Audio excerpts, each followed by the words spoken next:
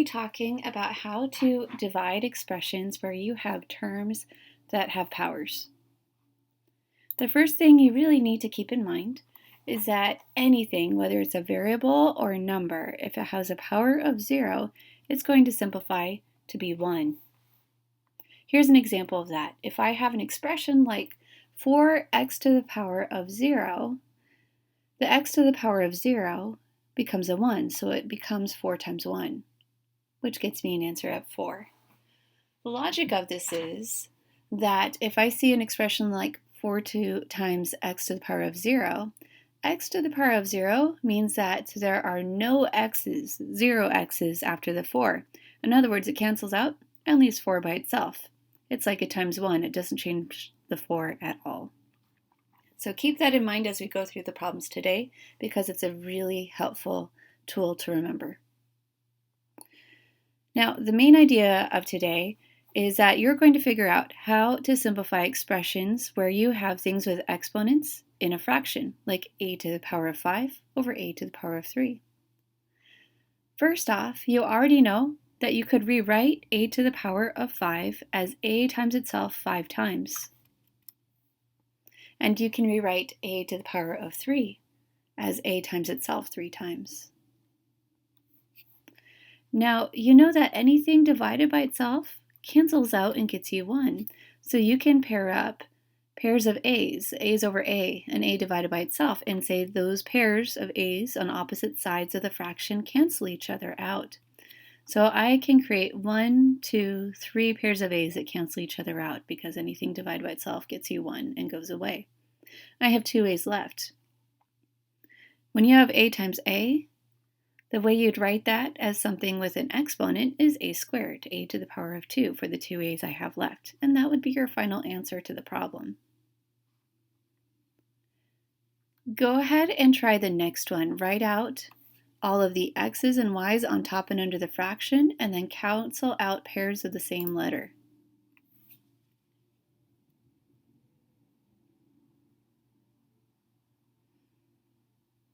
You'll notice that you have 2 pairs of x's that can cancel out, and 2 pairs of y's that can cancel out. All the y's are gone at that point, but you do have some x's left. That's 4 x's multiplied together, so that would be x to the power of 4.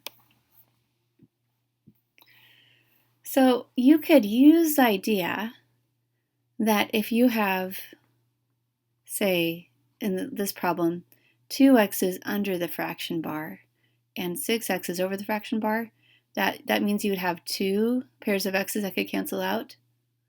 You could use that to figure out how many x's you'd have left in that expression without actually writing it out long ways. Because here's the deal, if I have 6 x's on top and 2 of them cancel out, that's 4 left automatically, because I could just do 6 minus 2. So that's the shortcut.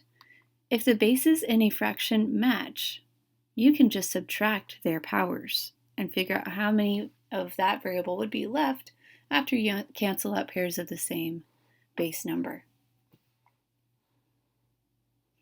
That shortcut would have also worked on that first problem if we had just figured out, well, if I have 5 a's on top, 3 underneath, 5 minus 3, there'd be 2 a's left, a to the power of 2. We could have figured it out without writing it out long ways. So today is all about practicing the use of that shortcut of subtracting your powers when you see terms with a power in a fraction. Go ahead and try the first row. Pause here until you're done.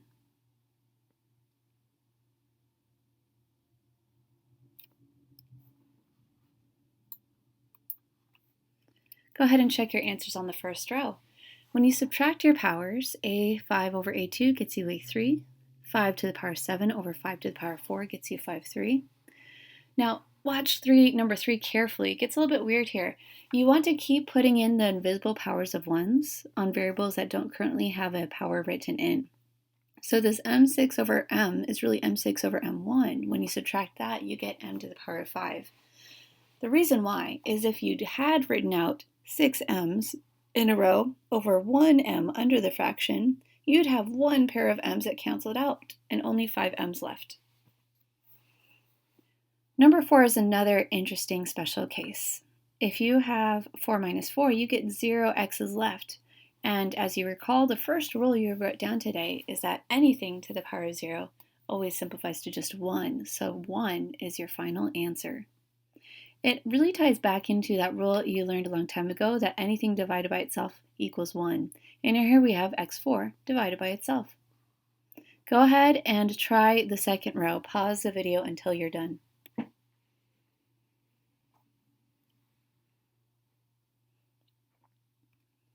Go ahead and check your answers.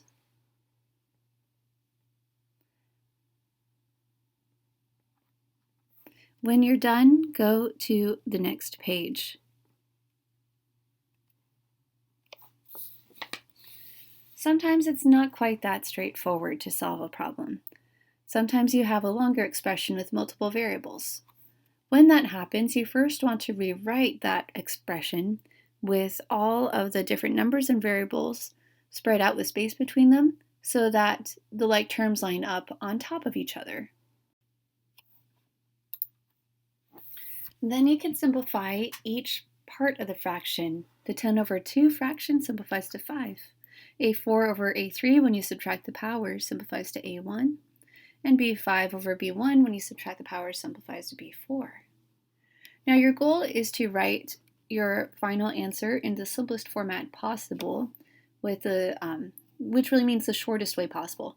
So that means if you ever see something with a power of 1, you'd write that as just that variable. So a to the power of 1 you'd write as just a because it means the same thing as 1a, but it's shorter, it's more simplified. So 5ab4 is your final answer.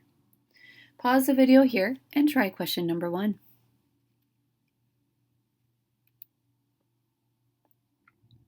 For number 1, you'd first write out the fraction, space it out so the n's line up on top of each other and the m's line up on top of each other. Then you'd subtract your powers. You should get n to the power of 2, m to the power of 3. Try the next 3 problems and pause the video until you're done.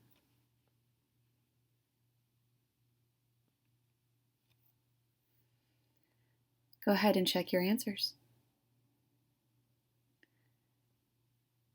Notice how for number 4, when you had x4 over x4, when you subtracted that got you x to the power of 0. In other words, there's no x's left. They're all gone. So you have just 2 times y for your final answer. Go ahead and try the next row of problems on your own. Pause the video until you are done.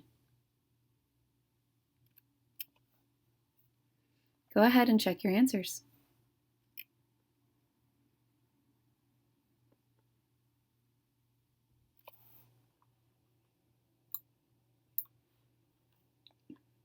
Great job today, guys. Don't forget to turn in a picture of your notes on Schoology.